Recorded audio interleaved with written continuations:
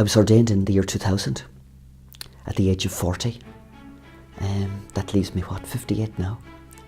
When I left school, I joined the bank. I was in the bank for about 16 years. And during that time, I reflected about vocation many times. And always put it off and said, oh no, God can't be calling me. Definitely not for me. And it was something like a toothache. Ultimately, no matter how often you put off going to the dentist, ultimately the toothache keeps gnawing at you until you go and get it out. And it was a little bit like that for me. God kept calling, and eventually I had to say, yes, God, I'll go wherever you want and I'll do whatever you want me to do.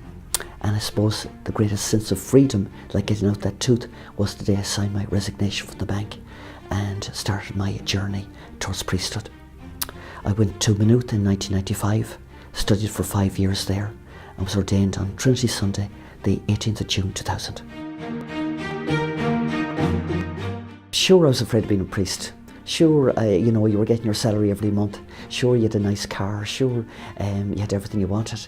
And it seemed that, could it really be me? Could God be calling me?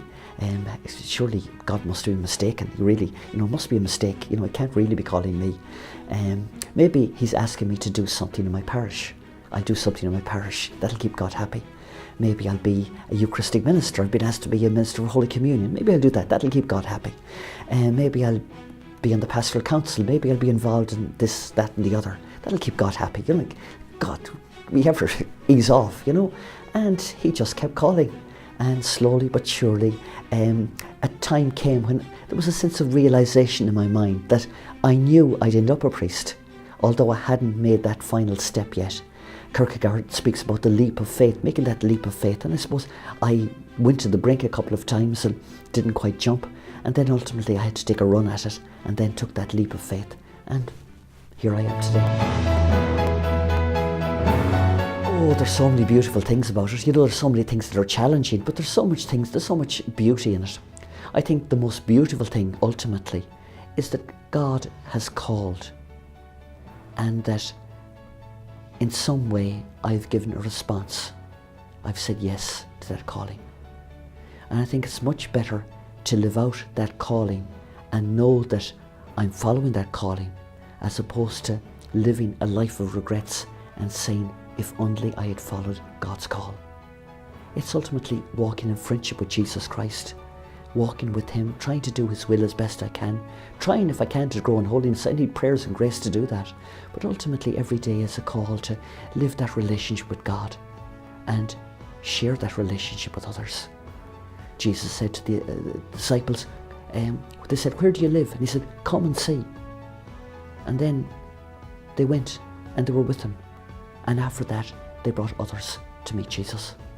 I suppose that's the calling, to spend time with Jesus, to know His love for us, to love Him back.